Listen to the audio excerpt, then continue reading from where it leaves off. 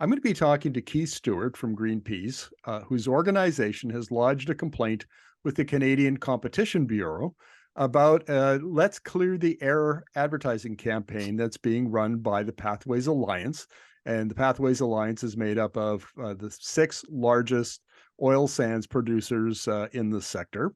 So we'll see what it is that they object to. So welcome to the interview, Keith. Thanks for having me. Okay. What is the basis of the complaint to the Competition Bureau? What are the oil sands companies saying that you don't like? So they are saying that they are committed to net zero. It's part of their big advertising push. And these ads are everywhere. Like every podcast I listen to, newsletters I get, front page of the Toronto Star, the full cover, multiple pages in the Globe and Mail. It's TV ads. You try and watch the World Cup and you're seeing these ads, even the Super Bowl. Like they're everywhere. And they're basically saying, the oil companies are trying to paint themselves as part of the solution. And they're saying, we're committed to net zero. And the thing is, there's actually clear guidelines from the UN on, what constitutes greenwashing versus a genuine commitment to net zero that have been developed with an expert panel. It applies to sort of hundreds of companies and municipalities around the world. They've tried to clarify it because, when people get to make up their own definitions of green stuff, you just get greenwash. And what we said was we looked at the performance of these companies and, what they're actually promising. We compared it to that UN criteria, also some stuff from the OECD, as well as the rules set out by Canada's own Competition Bureau. And we said, they don't measure up. They shouldn't be able to make this claim. And the reason that they're doing this is because they're trying to gain a competitive advantage vis-a-vis competitors. Okay, let me play devil's advocate here for a moment. The Pathways Alliance has set out what it calls its plan to reach net zero by 2050. It includes reductions that will, about 2/3 of them come from carbon capture, utilization, and storage. The other third will come from efficiency improvements from different technologies like solvent substitution in the SAGD production. They say they have a plan. They've already begun working on the design work around the carbon capture and the pipeline that'll take the captured CO2 and bury it near Cold Lake, Alberta. So what they're saying is we have a plan to get to net zero emissions. Here's what we're going to do. Here's roughly the timeline and how much it's going to cost. So what is misleading about that? So basically the first criteria coming out of the UN is if you're going to claim net zero, you have to look at full life cycle emissions. So technically scopes 1, 2, and 3. And the oil sands companies are very clear. They say we're only going to deal with our production emissions, scopes 1 and 2, which is 10 to 15% of the total. The other 80, 85, 90%, whatever, that's someone else's problem. And that's just not on. If you're going to say we are committed to net zero, you have to fit into a net zero world, which also means you're not burning the stuff at the end. Now, I know you're saying we can keep doing oil sands, we can produce carbon fibers out. That's not what they're saying. They want to, continue to sell oil and gas to be burned in cars and homes and factories. And so that's the number one thing is, okay, you can't say, oh, we're net zero with an asterisk for 10% of our emissions. The second bit is the other thing that the UN, one of the other criteria put forward by the UN is, okay, if you are committed to net zero, you can't be investing in new fossil fuel production. And all of these companies are. I mean, Synovus just submitted an application to keep their Christina Lake plant open until 2079. It's the largest in-situ oil sands operation in the world. And then thirdly, the criteria say, if you are engaged in this, you can't be lobbying against climate policies. You actually have to be supporting policies which help everyone get to net zero. And again, all of these companies are. They're resisting the federal cap on greenhouse gas emissions, but they're also, 5 of the 6 are members of CAP, which has been very actively opposing, including having like public petitions saying, don't do this, federal government. It's not even just saying backroom lobbying. They're actually like getting people to sign up and oppose these things in public hearings, etc. So that combination says, you guys can't be taken seriously. Okay. I think you have a pretty good argument on the lobbying side of things. They very publicly opposed the oil and gas emissions cap, and energy media has been covering the Canadian Association of Petroleum Producers, CAPS, climate policy documents for a long time, and they're pretty slippery. They're not credible, in my opinion. We've been saying this for years. So I'll grant you number 3. On the issue of scope 1, 2, or 3 emissions, frankly, I can't think of an oil company in the world that really has a credible plan to address scope 3 emissions. And if I were sitting at the Competition Bureau, I go, well, show me somebody else who's done it. How do you respond to that? So what we would say is, then you should be investing in alternative forms of energy. You should be in the new clean energies as a future. And you have some oil companies that are making more of a move there than others. Total, for instance, is amongst the larger investors in renewables, and they sort of say that's where they're going to go. BP until recently said, in 2030 we'll be producing 30% less oil as we move into other energy sources. None of the oil sands companies are doing anything. And like Suncor this year actually sold off all of their wind and solar assets in order to buy a bigger stake in the Fort Hills oil sand mine. Okay. I'm going to give you the argument I think you should have made. And I'm not sure why you didn't do it, but so generally the scope 1 and 2 emissions are about 20%, and scope 3 emissions are about 80%. And I've interviewed Kevin Burns of S&P Global. He, in my opinion, an economist, and he's been working on these oil sands emissions. He's the gold standard for emissions, historical emissions and emissions forecasts. So I interviewed him a couple months ago. Their forecast now, so in 2017, the oil sands were at 72 megatons a year. 2022, they're at 80 megatons a year. By 2025, that's forecast to go to 90 megatons a year. The only way it won't hit 100 megatons a year by 2030 is if the Pathways Alliance members are successful in with their plans to start carbon capture, utilization, and storage, and be able to store it underground. And but they've made it very clear that if there are delays in that, then they won't hit their numbers. So I think that's the far and away the strongest argument, is that they're telling the public that we're looking after their emissions while their emissions are rising. Their scope 1 and 2 emissions are rising. So why didn't you go that route?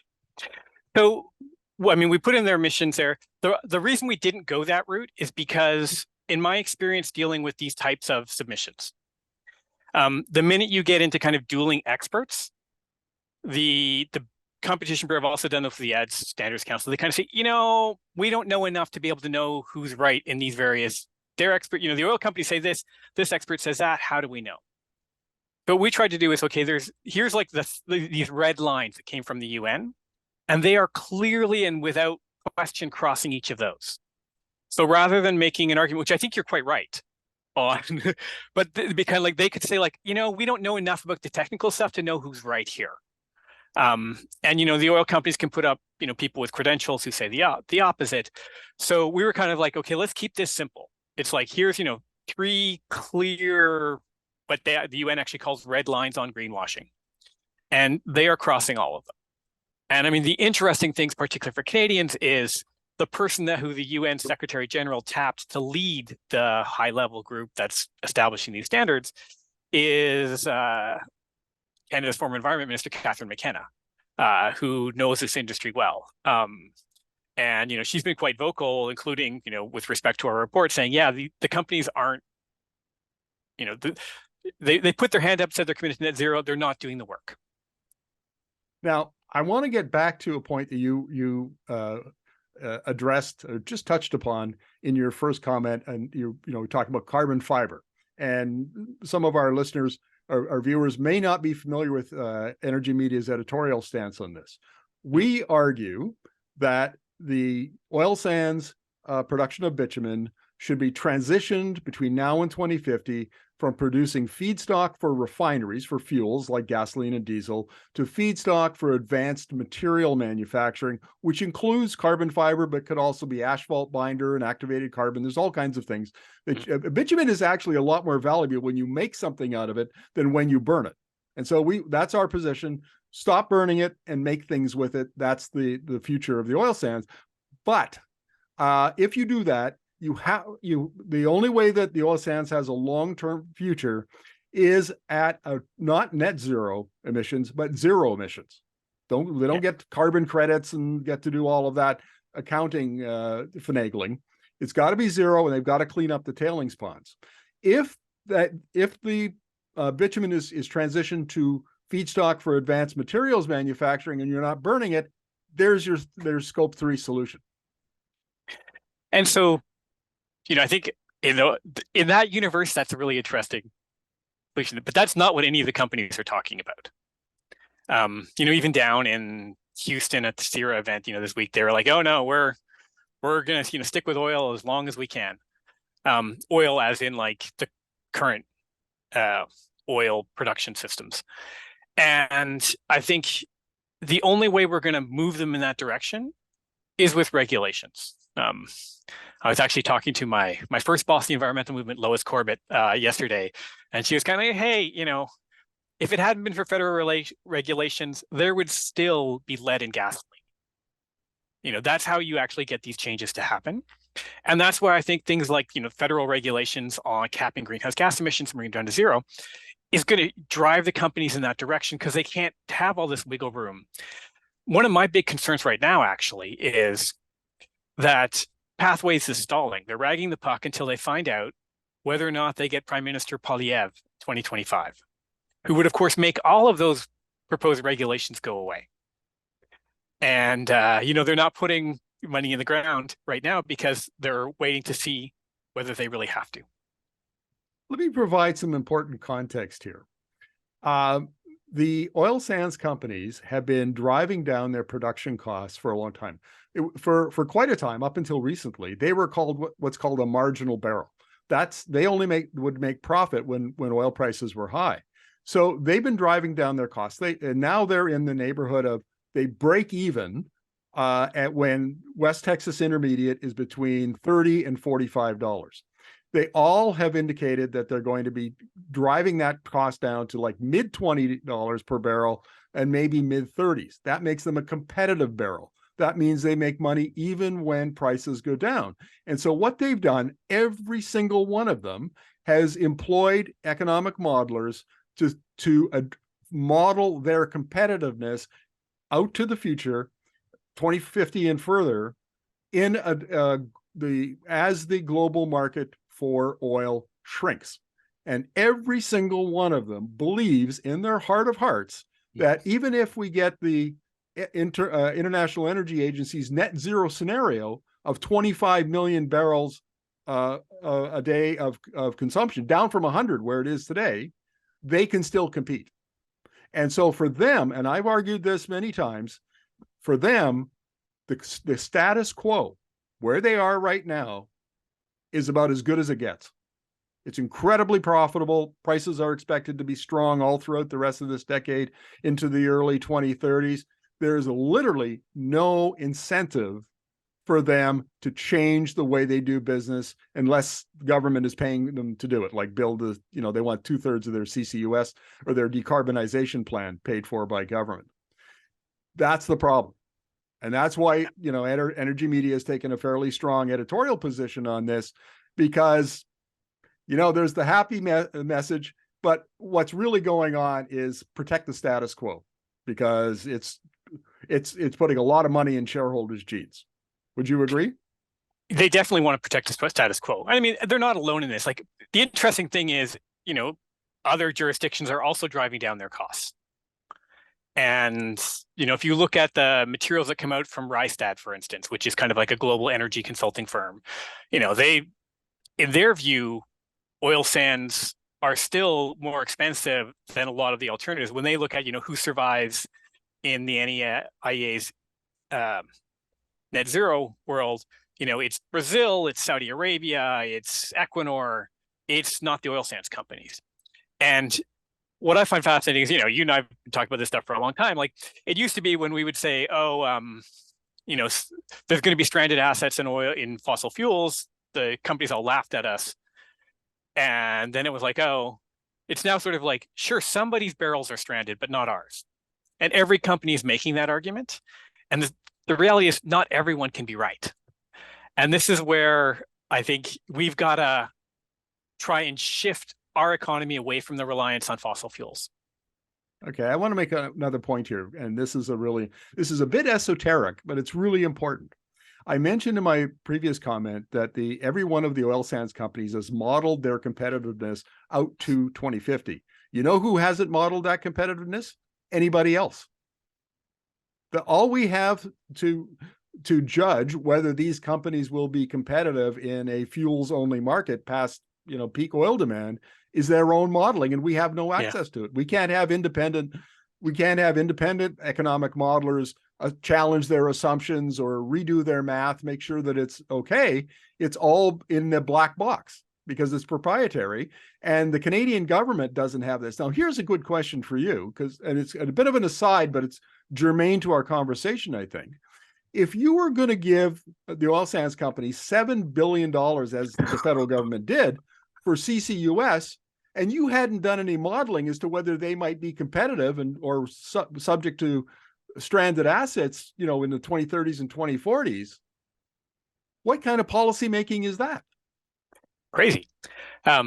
What I also find fascinating is, so I've actually submitted a statement of concern with respect to the Synovus project I mentioned going into 2079, because Synovus has actually done a feasibility study of carbon capture and storage on Christina Lake facilities.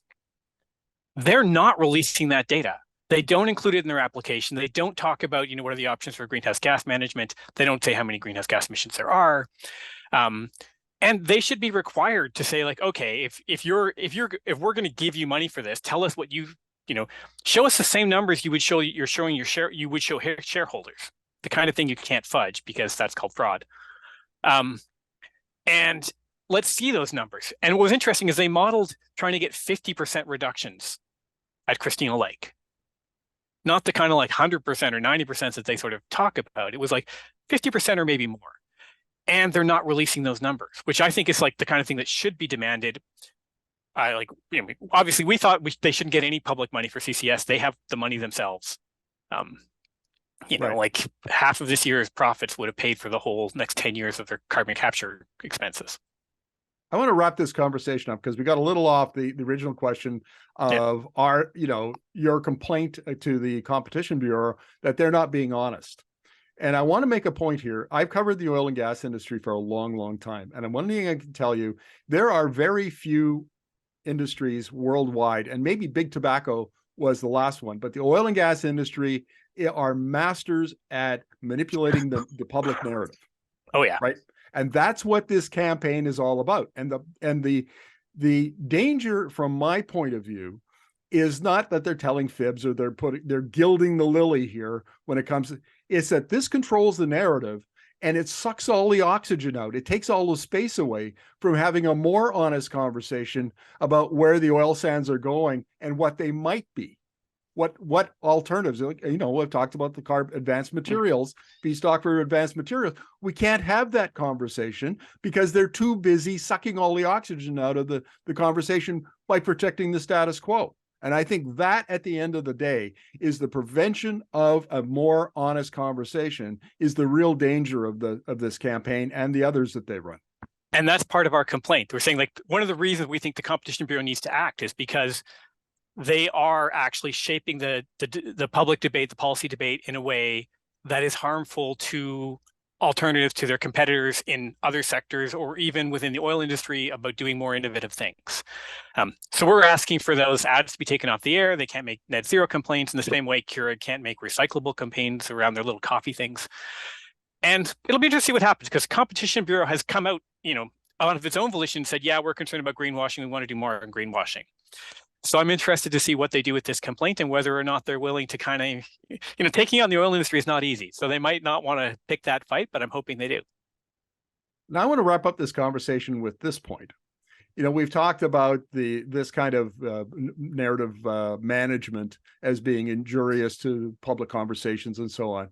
I want to argue that it's actually injurious to the oil sands companies themselves. Because if it's possible to build an advanced materials industry in Alberta that uses bitumen as feedstock, you could literally see this industry if it was on a sustainable basis, going well into the 22nd century, creating more wealth and more jobs for Alberta than has ever been. But by sticking to the status quo, as the market declines, eventually they will go bankrupt, or they'll just close up shop. And so the oil sands argument says, yeah, around 2050, 2060, we're done, right? We're just going to, pack it in. Shareholders, you made your money, you away. Somebody else figure out what to do with those tailings ponds that we've been, that kind of thing. Whereas the conversation that I'm suggesting would actually be of greater benefit over the long term to the oil sands companies themselves. There's that narrowly focused that they can't even see their own self-interest in this debate. Well, this is what Mark Carney called the tragedy of the horizon. Companies have these short-term perspectives that are really bad at dealing with long-term problems like an energy transition, like climate change. I couldn't agree more. Keith, thank you very much for this. Always a pleasure to get your insights. Thanks.